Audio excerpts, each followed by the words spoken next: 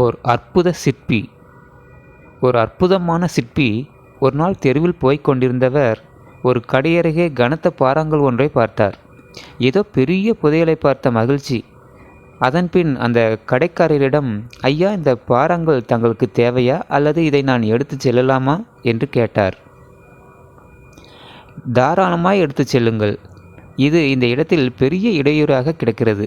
போவோர் வருவோர் எல்லாம் இடறி விழுகின்றனர் என்றார் கடைக்காரர்.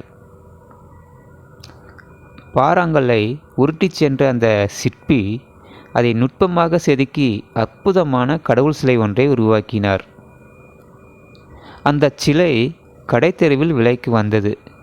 போட்டி போட்டுக்கொண்டு மக்கள் அதை விலைக்கு கேட்டனர். அப்படி கேட்டவர்களுள் கல்லை கொடுத்த கடைக்காரரும் ஒருவர். முடிவில் அந்த கடைக்காரரே அதிக விலை கொடுத்து அந்த சிலையை பெற்றுக்கொண்டார். அந்த சிற்பியை மறந்துவிட்ட அந்த கடைக்காரர், இந்த அற்புதமான சிலைக்குரிய கல்லை எந்த மலையிலிருந்து எடுத்து வந்தீர்கள் என்று கேட்டார்.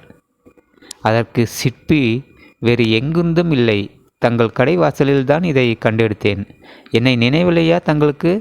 6 மாதங்களுக்கு முன் இடையூறாக கிடைக்கிறது என்று சொல்லி என்னிடம் நீங்கள் கொடுத்த கல்தான் இது என்றார். கடைக்காரர் வியந்தார். ஆம், தங்கள் பார்வையில் இது தடைக்கல்லாய் தெரிந்தது. என் பார்வையில் கடவுளை பொதிந்து வைத்திருக்கும் சிற்பக்கல்லாய் தெரிந்தது. வேண்டாத பகுதியை எல்லாம் செதுக்கி எடுத்தேன். உள்ளே இருந்த கடவுளின் உருவம் வெளிப்பட்டது என்றார்.